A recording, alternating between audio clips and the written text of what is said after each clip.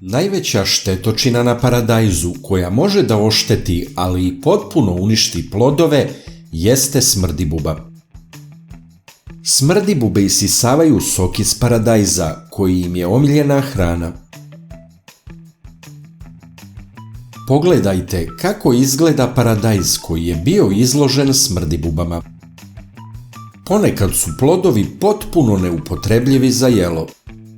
Može da izgleda kao bolest, vršna trulež, a u stvari je od smrdibuba. Kad unište paradajz, prelaze na druge kulture.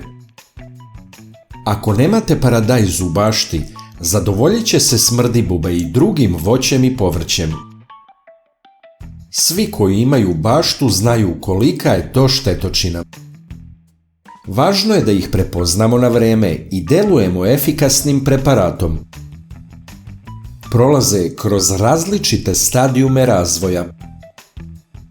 Pogledajte kako izgledaju jaja smrdibuba.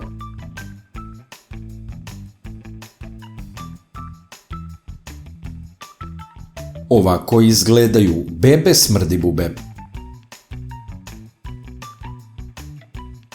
A ovako izgledaju odrasle jedinke koje su svima poznate jer nam ulaze i u domove.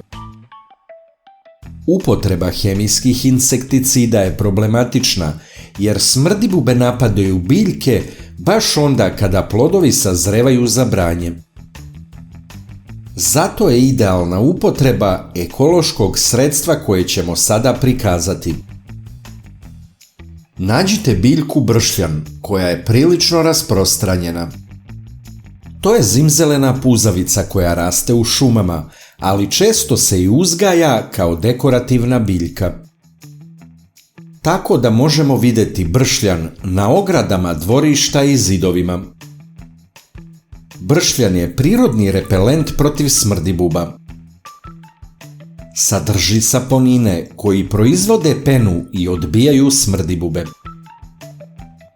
Naberite listove. Od bršljana se pravi domaći ekološki deterdžent za pranje, a mi sada pripremamo prirodni insekticid. 10 listova bršljana iseckajte sitno u posudu. Potom prelijte sa 1 litar vruće vode. Kao da pravimo čaj. Ostaviti da odstoji 1 sat. Toksični sastojci za smrdibube iz listova bršljana za to vreme prelaze u vodu. Nakon sat vremena procedite. U ovo sredstvo dodajte još 4 kašike sirćeta. Sirće je efikasno sredstvo protiv smrdibuba, zahvaljujući svom prodornom mirisu koji ih odbija.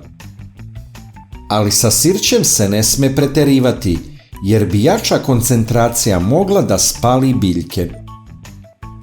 Sastojci iz bršljana i sirće su sasvim ekološki prihvatljivo rešenje i nisu štetni za biljke ako radite po ovoj recepturi.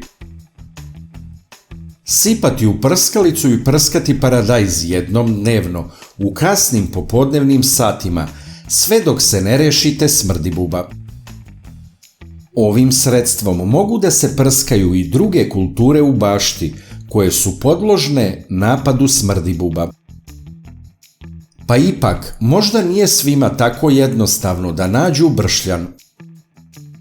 Zato dajemo i alternativnu recepturu. U 1 litar tople vode dodajte 4 kašike ekološkog deterdženta za pranje sudova i 4 kašike sirćeta.